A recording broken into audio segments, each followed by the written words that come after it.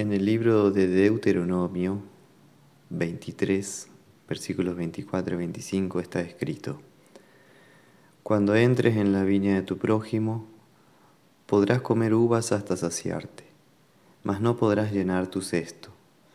Cuando entres en el trigal de tu prójimo, podrás arrancar espigas con tu mano, mas no aplicarás la hoz para cosechar las espigas de tu prójimo.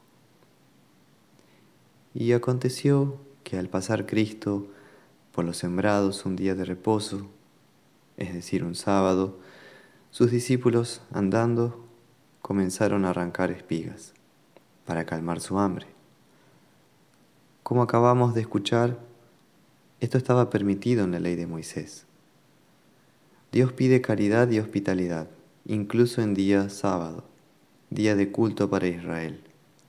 Según Éxodo 20, acuérdate del día de reposo para santificarlo. 6 días trabajarás y harás toda tu obra, mas el séptimo día es reposo para Jehová tu Dios. No hagas en él obra alguna. Este tercer mandamiento se repite en otras partes. Éxodo 31. 6 días se trabajará, mas el día séptimo es día de reposo consagrado a Jehová. Cualquiera que trabaje en el día de reposo, ciertamente morirá. Señal es para siempre entre mí y los hijos de Israel. Porque en 6 días hizo Jehová los cielos y la tierra, y en el séptimo día cesó y reposó.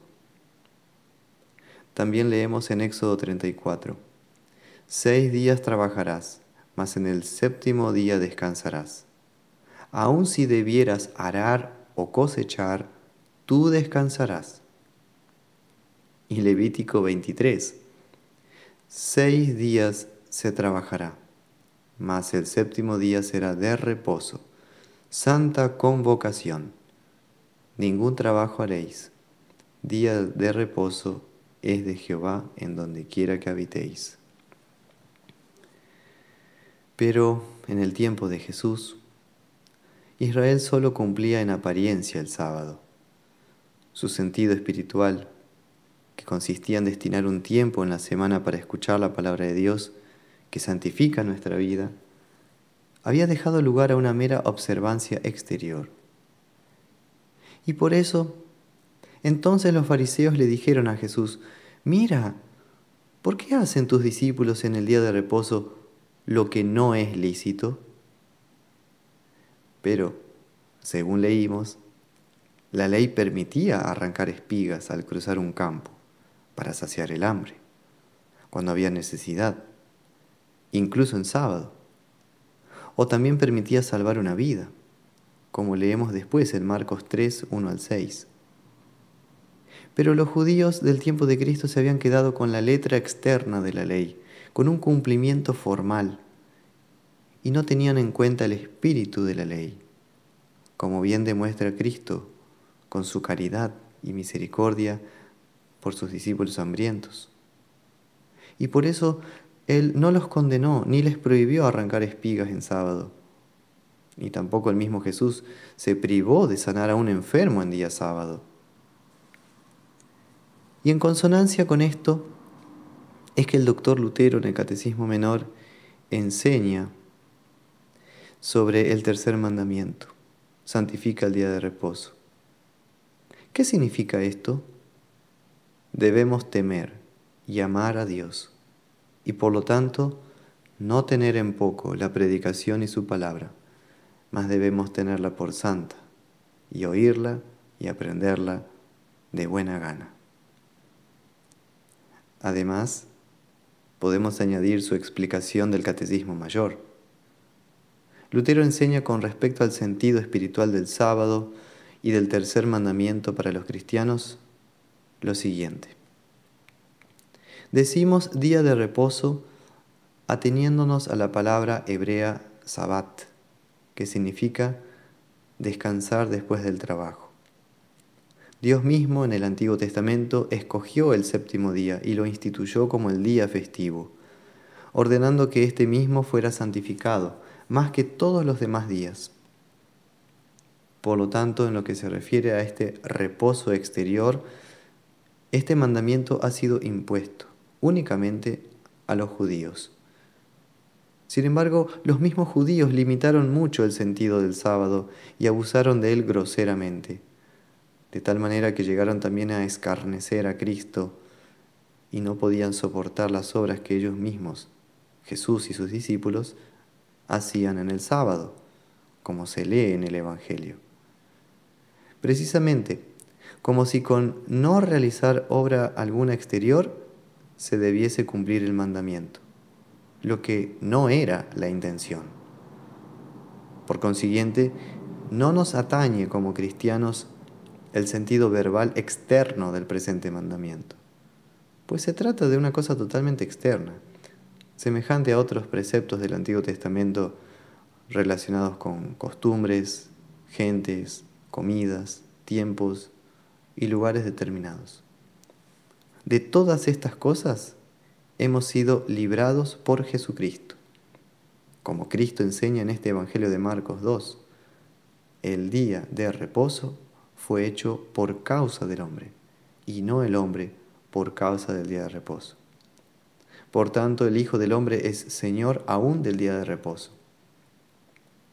Y como dice más claramente San Pablo en Colosenses 2:16, por tanto, nadie los juzgue en cuanto a comida o bebida, o en cuanto a días de fiesta, luna nueva o días de reposo. Para poder llegar a una comprensión cristiana de lo que Dios exige en este mandamiento y que sea entendida por las personas sencillas, digamos, en primer lugar, que lo esencial es en dicho día de reposo disponer de la ocasión y el tiempo, que de otro modo no se ofrece, para tomar parte en el culto a Dios. Esto es, para juntarnos todos y escuchar y meditar la palabra de Dios, y alabarlo, cantarle y orar. Pero, como digo, esto no está de por sí sujeto a un tiempo determinado, como hacían los judíos, debiendo ser este día o aquel otro, pues ningún día es en sí mismo mejor que otro. Por lo contrario, el culto divino debiera celebrarse diariamente. No obstante, la mayoría se ve impedida de hacerlo, y ha de escogerse, por lo tanto, por lo menos un día de la semana para ello. Siendo el domingo el día fijado desde la antigüedad, conviene seguir celebrándolo, para que exista un orden unánime y para que no se engendre desorden con inútiles innovaciones. La intención simple de este mandamiento es, por consiguiente, que se aprovechen tales días feriados para instruirse en la palabra de Dios. Por consiguiente, de ti dependerá que sea santo o no santo el día de reposo, según tú hagas cosas santas o no santas. ¿Cómo tiene lugar ahora esta santificación? No sentándonos detrás de la estufa en casa, o haciendo trabajos vulgares, o poniéndonos el mejor vestido para ir al baile, sino, como antes se indicó, para que nos ocupemos de la palabra de Dios y nos ejercitemos en ella. En efecto, la palabra de Dios es la cosa más santa de todas las cosas santas. Todavía más, ella es lo único que los cristianos conocemos y poseemos. La palabra de Dios es el tesoro que todo lo santifica y también lo que ha santificado a todos los santos. Las horas dedicadas a la palabra de Dios, sea predicándola, sea escuchándola, sea leyéndola, sea meditándola, son una ocupación que santifica a la persona, el día y la obra, mas no por la mera obra exterior, sino por la palabra de Dios, que nos hace santos a todos. Y para este fin se han instituido y determinado lugares, tiempos y personas, así como también todo el culto divino exterior. con el objeto de que estas cosas estén también en vigor públicamente. Dado que la palabra de Dios es tan importante, que sin ella no es posible ser santificado el día de reposo, sea ese día de culto, por ejemplo, un miércoles o un sábado o un domingo, etc., debemos saber que Dios quiere que severamente se cumpla este mandamiento y castiga a todos los que menosprecian su palabra y no quieren oírla y aprenderla, especialmente en el día fijado para esto. De aquí que pecan contra este mandamiento quienes, por ejemplo, buscan excusas para no escuchar la palabra divina, sea por avaricia o por ligereza, o porque están en las tabernas locos y borrachos como los puercos. También quebrantan el mandamiento personas que oyen la palabra de Dios, pero como una nadería cualquiera, o que solo por costumbre asisten al sermón y entran y salen de la iglesia de tal modo que al cabo de un año saben tanto como al principio. No se trata únicamente de oír, sino sobre todo de aprender y retener lo aprendido. Y no pienses tampoco que pueda depender de tu arbitrio, de tus ganas o fuerzas. Antes bien, se trata del tercer mandamiento de Dios, que un día te pedirá cuentas sobre cómo escuchaste, qué aprendiste y cuánto apreciaste y honraste su palabra. Hasta aquí la cita del doctor Lutero. Como ven, hermanos, el sentido espiritual de este mandamiento demuestra y denuncia en qué hemos fallado en cuanto a la estima por la predicación y su palabra. Fallamos en la devoción y en la oración diaria. Fallamos en la meditación de la Biblia, diciéndonos a nosotros mismos que no tenemos tiempo. Hay pereza en nuestros corazones para asistir al culto, porque total, decimos, lo escuchamos por internet. Este individualismo le duele a Dios, como nuestro Creador y Salvador. También me duele a mí, como ministro de Cristo. A Dios le duele y entristece ver padres que no vienen al culto y en consecuencia tampoco sus hijos. Le duele a los padres también, cuyos hijos se alejan del culto. Realmente, ¿cuánto interés hay entre nosotros para meditar en la palabra de Dios? ¿O por el culto divino? ¿O por congregarse? ¿Cuánta estima hay por el oficio pastoral? Necesitamos valorar el tiempo para meditar en la palabra de Dios. No es un tiempo perdido, sino tiempo sagrado. ¿Será que nos pasa como Marta, que vivía a las apuradas, en lugar de hacer como María, que aprovechó la visita de Jesús para detenerse y oír su voz, como dice en Lucas 10? Es Jesús quien nos congrega y llama, y Él dispone de un día de predicación y culto para su amada iglesia. Es Jesús quien bendijo y dispuso este templo, esta casa de oración y adoración, a través de manos piadosas y devotas en el pasado.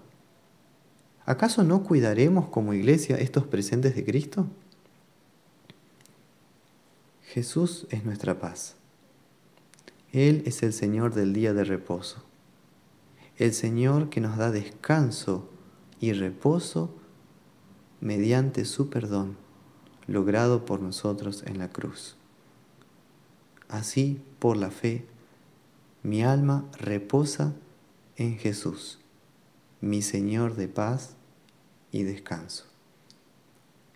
El tercer mandamiento trata sobre esto, sobre el tiempo de adorar a este Dios que nos da paz y perdón.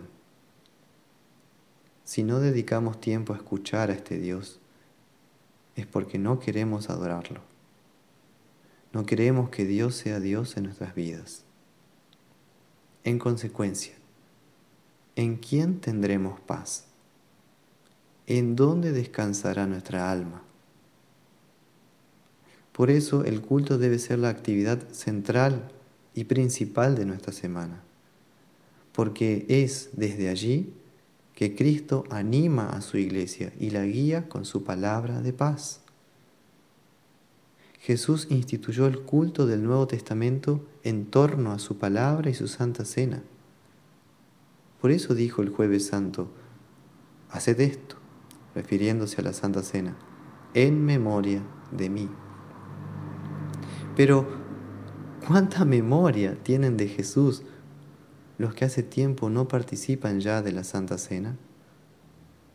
No apreciar la Santa Cena es no valorar a Cristo, el pan de vida.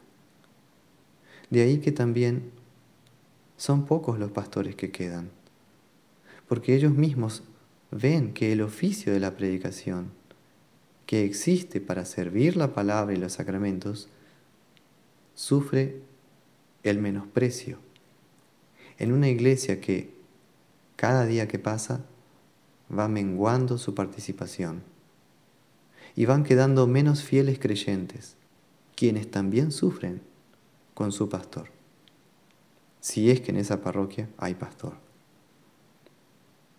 Por eso, tanto el ministro como la iglesia no encontrará ayuda sino en aquel que los redimió y los santificó en aquella cruz.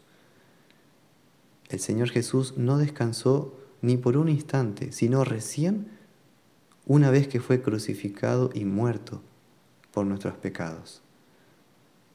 Y les enseñó a los fariseos y a sus discípulos un sábado en medio del trigal sobre esta su misericordia.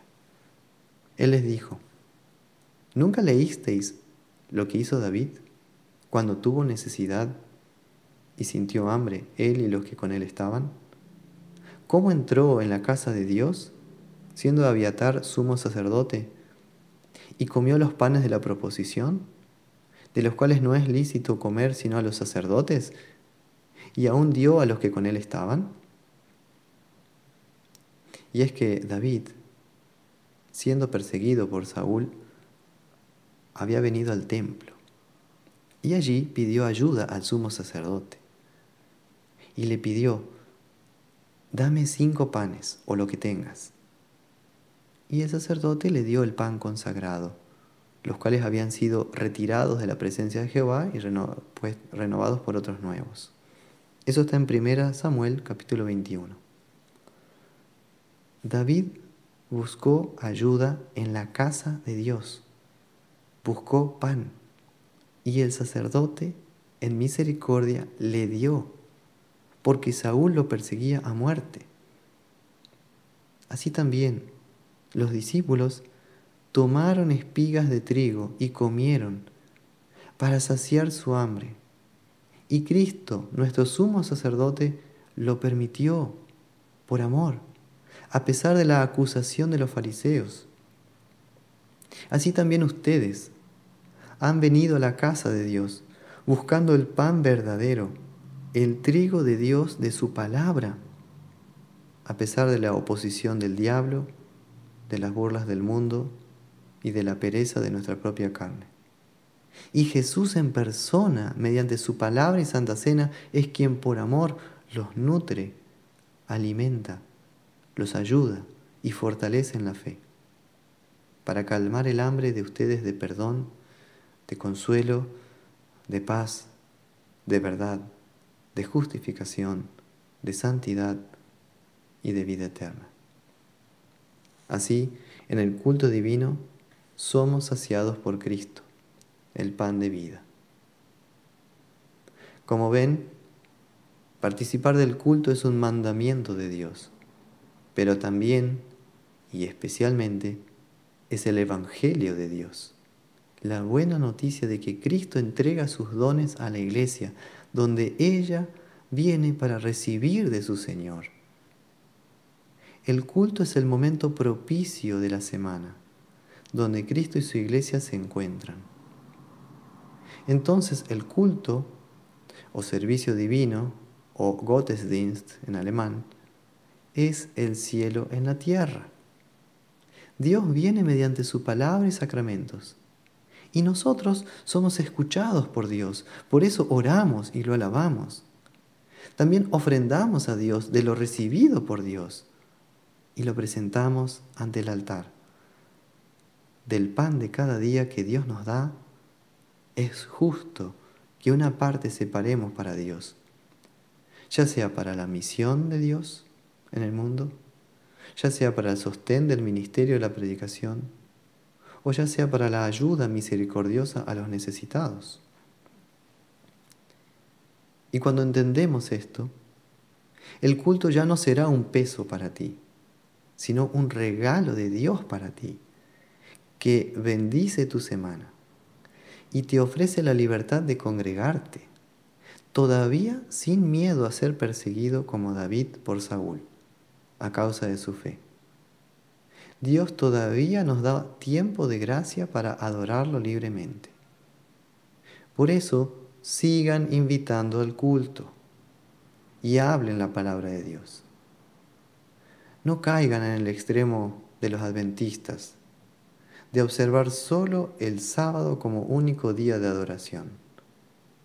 Pero tampoco caigan en el otro extremo, el de despreciar los días de culto fijados por nuestra iglesia.